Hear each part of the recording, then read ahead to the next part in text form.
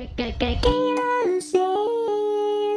2012, a popular sandwich cookie called Oreo, maybe you've heard of it, broke the internet.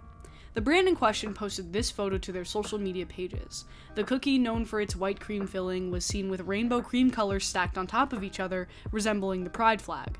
The caption had a simple slogan, "We proudly support love." The image was posted on June 25th, exactly 1 year after gay marriage had been legalized in the state of New York. And of course, people lost their goddamn minds.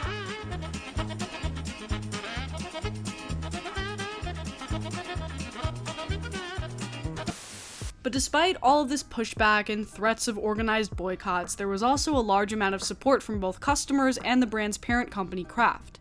The image received many messages of likes and support from members of the LGBTQ community, and a Change.org petition was even created calling on Oreo to create and sell the actual cookie, although this never came to fruition. When pressed about the decision to express support for Pride on their social media pages, Kraft said in a statement that they support diversity and inclusiveness and that this image was simply a fun reflection of their values. There's a couple major points that we can take away from this story. The first is that this was big news. If you search Oreo Pride cookie controversy, there are hundreds of articles reporting on it as if it's like a serious groundbreaking thing, which is interesting considering that up until recently most companies would change their logos in honor of Pride and it wasn't a big deal. And also, Oreo now literally does make gay Oreos that you can buy, and also gay Oreos that you can't buy. The second is that the general sentiment around this time was that the people who were anti-Oreo were those in the wrong. And that's pretty significant considering that by this point, gay marriage wasn't even federally legal in the US, but because many of the people freaking out about this were old Christian white moms, Karens by today's standards, it was pretty easy for all communities to come together and make fun of them. It was like the thing to do back then, especially because of the facts and logic, checkmate, pro-atheism brand of comedy that was popular around this time. Like, these are just some examples of memes and comments made during that era, and I bet some of them were made by groups of people you probably wouldn't expect. All of this to say that when it comes to the outrage bait machine, these trends are entirely cyclical, but also way dumber. We've come a long way since the Oreo Pride controversy, for better or worse. For the last 5 to 10 years, it's become customary for brands to show their support for Pride, but as we've learned, that support is conditional, especially when solidarity with the LGBTQ community becomes more of a controversial issue. And because everything in the US is so tied to our consumption habits, this doesn't just stop at brands. Many celebrities who have otherwise remained apolitical are now at a crossroads, as we're now at the point that artists have large populations of queer fans who are living in states that are trying to legislate gay people, trans people, and drag out of existence. So today we're going to grapple with some of these big ideas, the evolution of rainbow capitalism, what celebrity advocacy actually looks like, and why Pride feels so different this year. Okay, before we go forward, a few ground rules. Number 1, this channel is very pro-queer. We are down with the LGBTs over here, so if you stumbled upon this video on accident, you don't know me, you think this is going to be some kind of takedown of the LGBTQ community, and you're planning on leaving a comment that's the same boneheaded take about trans women not being women and how there's only 2 genders and something ridiculous about trans people in sports, don't do it here. Save my time, save your own time, just don't do that bullshit here. Number 2, I am a pop culture and entertainment channel, and being a pop culture and entertainment channel means that I have to cover celebrities. And when I cover celebrities, I get a flood of dozens of people who think that they're being smart, telling me that they don't care that I'm talking about celebrities, and who cares about celebrities. This video is about celebrities, and overconsumption culture, and pop culture to an extent. If you don't care about that, then bounce. Because that's what we're talking about. I don't care that you don't care. The world does not revolve around you. Obviously, there's people who care about this. And number 3, I have to say this on every video where I cover LGBTQ topics now, please don't assume the sexuality of people who you don't know. If you've been here for a while, you know why I have to say this every time. Just don't do it. You sound dumb. And fuck off. Okay, so let's start with part 1, rainbow capitalism. So in the last several years, you've probably seen a meme or two about this concept. When the clock strikes June 1st, every brand from McDonald's to Nike to Bank of America will post their rainbow logos as a small token of solidarity. Then on July 1st, they would all change back. This seems mostly harmless at first glance, but many argue that this is an example of pinkwashing, or corporations aligning with the interests of a marginalized group without actually supporting those interests in a real tangible way, and in some cases actively harming them. Some past examples of this include American Airlines and AT&T, both having pride banners and logos online while giving money to Mitch McConnell, or the pharmaceutical company Gilead sponsoring New York City's Pride Parade while gouging the price of Truvada, a drug that many folks with HIV need to survive, or Lockheed Martin doing whatever this is. Sometimes this manifests in a less serious and more tasteless way, like advertising burgers with top and bottom buns, or the Donald Trump campaign releasing this sweatshirt where LGBT is an abbreviation for "Let's get Joe Biden to quit." Corporations aren't the only ones who fall under this pinkwashing umbrella either. In fact, a big criticism of the progression of rainbow capitalism stems from whether or not cops should be allowed to attend Pride, as the first Pride was quite literally a riot caused by the police raiding a popular gay bar called the Stonewall Inn. All of these examples warranted varying levels of criticism and concern from members of the LGBTQ community, but ultimately the real test of whether or not rainbow capitalism was actually harmful would come when the rights of this vulnerable group of people were put at risk. And what do you know? Well, we know for a fact, this is an absolute fact, that Vanderbilt, they perform double mastectomies on minor girls, on children. They chemically castrate children, and they give them irreversible hormone drugs. First off, if I was a parent and my 5th grade daughter had to sleep and shower in some kind of cabin at some summer camp that I paid money to send my child to, and there was a man calling himself a woman sleeping in her cabin, showering with her, that guy he'd be in jail. He would be in jail. Well, first off, my husband would have beat him into the ground, and then he'd be in jail. They backed me on parents' rights. They did not like what Disney was doing. They don't want to see these kids sexualized. A first grader should not be told to pick a pronoun. You're a first grader. Now, I guess it's worth taking a shot and mentioning why this is happening. I don't want to go too far into this. I'm going to provide some resources for folks below if you want to learn more about the origins of the LGBT, groomer, anti-trans discourse, because it's all very fascinating, but it's not really the subject of this video. What I will say is that ignorance is ultimately a calculated policy decision. For the last couple of years, the Republicans have taken up a new issue, a new common enemy to beat the drum on, because their actual policy platform doesn't exist anymore.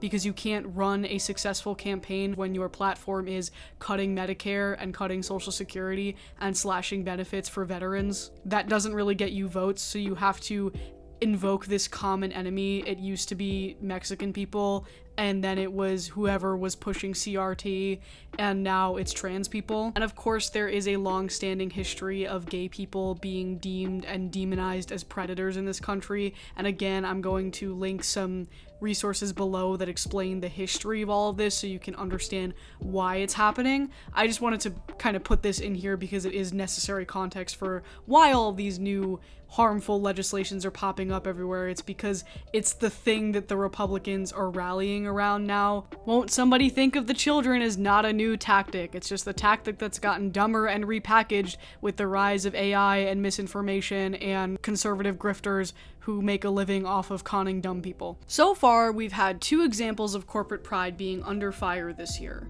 The first one isn't directly pride related, but it definitely set the tone for how corporations approached or changed their strategy. A few months ago, Dylan Mulvaney, a transgender influencer who has been documenting her transition on TikTok for the last year, was featured in a Bud Light campaign to promote the company's Easy Carry contest. In honor of her transition, Bud Light also sent her a custom can with her face on it. Now, this shouldn't really be a big deal or surprising at all. Influencers and creators from all walks of life do sponsored campaigns all the time, myself included. You can argue that this one is a little mismatched, not sure how much crossover Dylan's audience would have with this specific beer preference, but for the most part this isn't really unusual. But conservatives lost their goddamn minds over this. Obviously folks called for a boycott, the grifter pundits do what the grifter pundits do, Kid Rock shot some beer cans with a gun because patriotism I guess, and Ted Cruz called for a legal investigation to see if Bud Light did anything wrong here. Now this puts Bud Light into an interesting position because in this situation they could pull a Kraft and released a statement akin to "fuck off, this outrage is meaningless and we're just doing our thing," but this is the statement that they decided to put out instead. Now, this statement missed the mark for me in a couple of ways. Obviously, the word that sticks out to me here is division, because this shouldn't be a divisive issue. An influencer who happens to be trans doing PR for you because you paid them is not a divisive issue. That's just a person existing and people being mad about it. It implies that trans people are something to be debated rather than just being people, and that's obviously harmful for a lot of reasons. The second thing that was a little bizarre to me was their statement about how they have a proud history of supporting the military and first responders and sports fans and hardworking Americans, as if gay and trans people can't also be those things. And unlike the situation with Oreos, the boycott does actually seem to be working in some regard. Now, there are some outlets doing astroturfy bullshit and predicting that the brand is going to file for bankruptcy, and obviously that's not true. But if we're looking at the straight facts of the situation, their stock is going down. People actually care so much about a trans influencer promoting a brand of beer in a one-off campaign that a company is effectively making less money than it did before. Now, it's important to recognize here that corporations don't care about publicity, good or bad. They only care about profits. And when something like this affects their profits, that signals to other companies that this is not a community worth throwing their public support behind.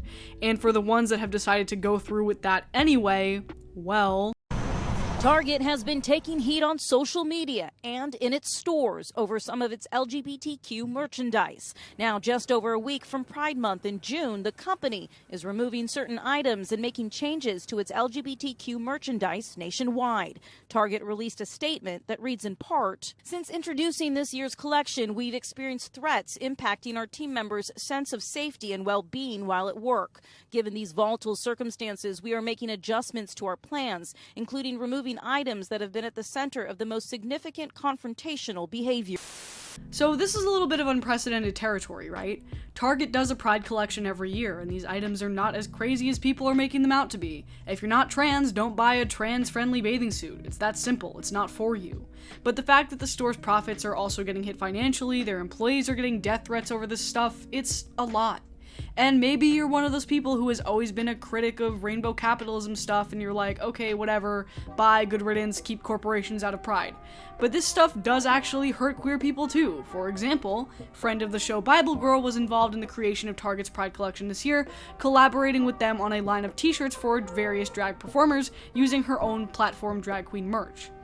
Now, obviously, in addition to trans people, drag queens are very much under fire from the right now for similar reasons, and because of this magnifying glass on Target, the drag queen merch got a similar amount of backlash, which sucks because a lot of queer people not only worked on that line of clothing, but also obviously benefited from its sales.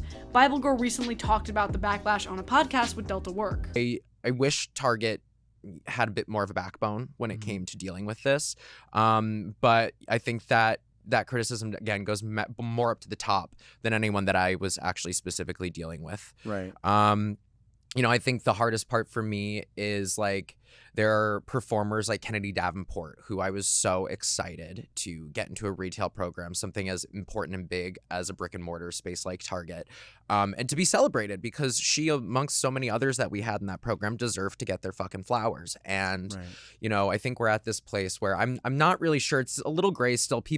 Some people can buy it still. Some people say they can't. There are stories about people who have seen stuff on the floor and they go to check out and clerks have to take it away from them. So the cases of both Bud Light and Target have had a lot of influence so far. Many people have noticed that not as many company logos have been changed for Pride Month. There's less outright support from major brands for the occasion than there has been in years past. And this might not seem like a big deal to you, but corporations are power here in America. We live in such a culture of overconsumption that these big companies are able to dictate a lot of the cultural conversation surrounding what we wear, what we listen to, the things we're watching. And the fact that we've been able to watch these billion-dollar companies fold so easily to some bullshit fear-mongering is a little concerning. It's not that the support ever actually meant anything, it's just that without it, what power do any of us actually have? And this sense of powerlessness is what's going to bring us into the next section of this video. I've mentioned a few times now that we as Americans live in a culture of overconsumption, and that because we don't have much power in terms of our electoral process or common sense regulation of the free market, any kind of social or universal safety net, things that matter, we tend to channel that nervous energy and feeling of inferiority and powerlessness into deciding what to consume, because those are choices that we still technically have the power to make. make. So if you're a member of the LGBTQ community, there's a chance you're probably not too keen on shopping at Hobby Lobby or eating at Chick-fil-A, because those companies are known to actively donate to institutions that harm queer people. Or maybe you're one of those gays that likes to proclaim that there's no ethical consumption under capitalism, and that everything we consume inherently has an element of harm to it because of the exploitive nature of American work culture. Or maybe you're somewhere in between. To me, this is more of a personal philosophy thing, and I'm not really sure where I fall here. I've heard compelling arguments on both sides. What I'm more interested in is this ongoing trend where fans of certain artists or movie stars or entertainers demand that they speak up and take a public stance on social issues, most recently, LGBTQ rights. And I'm just posing questions here rather than trying to outright say that this is objectively bad, because obviously, yeah, I understand that public solidarity is good, it's helpful and comforting to know where your favorite celebrities stand, and that they're not going to, be secretly bigoted behind the scenes or something. But what does a famous person taking a stance actually do for the concept of advocacy, especially if they're not doing something tangible like donating their money? What does using a platform in this case actually mean, and is it more about them or is it about you? I first became interested in this question a few months ago when fans of RuPaul's Drag Race began calling on RuPaul to speak up about the threat of drag bans taking place across the country, with some folks arguing that his silence on the matter was an example of benefiting from a queer art form in terms of capital, while not actually advocating for the art form itself. And I guess I would agree with that take more if we weren't talking about RuPaul, like trailblazer that made drag mainstream in the 90s RuPaul. Obviously, I of course have issues with Drag Race as a means of industry for queer art, and it's me we're talking about here. Obviously I have issues with it, and RuPaul is complicit with that to some extent, but in this specific context, it reads to me as kids who were fetuses when RuPaul was doing her thing in her prime, complaining that he hasn't done enough for the advancement of LGBTQ rights. It came across as cringe to me personally, but I'm willing to be challenged on that, I guess, if you have a different perspective. Nonetheless, after all of this, RuPaul released the following statement on Instagram. Hey, look over there. A classic distraction technique. Distracting us away from the real issues that they were voted into office to focus on. Jobs, healthcare, keeping our children safe from harm at their own school. But we know that bullies are incompetent at solving real issues. They look for easy targets so they can give the impression of being effective. They think our love, our light, our laughter, and our joy are signs of weakness. But they're wrong, because that is our strength. And this is a good statement. The ACLU plug is helpful. The fact that the show has actively been advocating for the ACLU's Drag Defense Fund is helpful. Monetary gains are always the most beneficial in situations like this because activists need capital to enact change within the system. Fucking duh. But again, I'm just posing the question. RuPaul spoke up. She did the thing y'all wanted her to do, but what does this actually do for you? You probably feel that same sense of powerlessness when you look at all the crazy shit going on in the world, but you, I guess, were able to get the world's most famous drag queen to release a statement about how banning drag is bad. You enacted a small change, but does that change further the advancement of anything concrete? And you can ask this question of anyone who has or hasn't come out in favor of trans rights or against drag bans in the last several months. I mean, Lizzo, for all intents and purposes, broke a law. After the governor of Tennessee signed a law that prohibits drag performance on a technicality, she brought drag queens on stage during her performance in Knoxville. That's a pretty big thing to do. It's a wonderful statement to make, and I obviously applaud Lizzo for it, but she didn't do this so she could be checked off in a box of your favorite entertainers who are against homophobia, and neither did RuPaul. But it seems to me that's all anyone ever wants. They want a written declaration of where famous people stand on every issue, as if that impacts any of the actual power and capital that make this kind of legislation happen in the first place, and it really doesn't. Especially because if a famous person takes a stand on something, their immense amount of wealth and privilege makes them immune to any actual consequences that regular people might face when doing boots-on-the-ground grassroots activism, unless you're Jane Fonda, who keeps getting arrested over and over. This is the issue that I have with Taylor Swift fans, and I say this as a Taylor Swift fan. I feel like this happens a lot with her in particular. Everyone needs a statement on where she stands on every issue all the time, as if it holds any actual kind of bargaining power. As if these demon fucking conservative losers are going to look at Taylor Swift saying that gay people are good and go, oh no guys, Taylor Swift is against homophobia, we have to reverse all of the evil shit we've been doing. No, They're just going to keep doing evil shit. I guess what I'm saying is that obviously while I appreciate celebrities who are using their status and their platform to speak out against these harmful policies or direct people toward resources on how to vote and where to donate, I just want to challenge folks to understand that the celebrities aren't coming to save us. The brands aren't coming to save us. Once you attain that level of status and power, allyship toward marginalized groups is 90% of the time a business decision. So what I'm saying is support each other, find community, donate to mutual aid funds if you're able, and to prove that I'm putting my money where my mouth is, a portion of the proceeds of this video will be donated to the Marsha P. Johnson Institute. This is a charity I have donated to in the last few years consistently, and they provide aid to Black trans folks across the country. I'll put their information in the description down below if you'd like to donate as well. That's all for me, you guys, and I'll see you next time.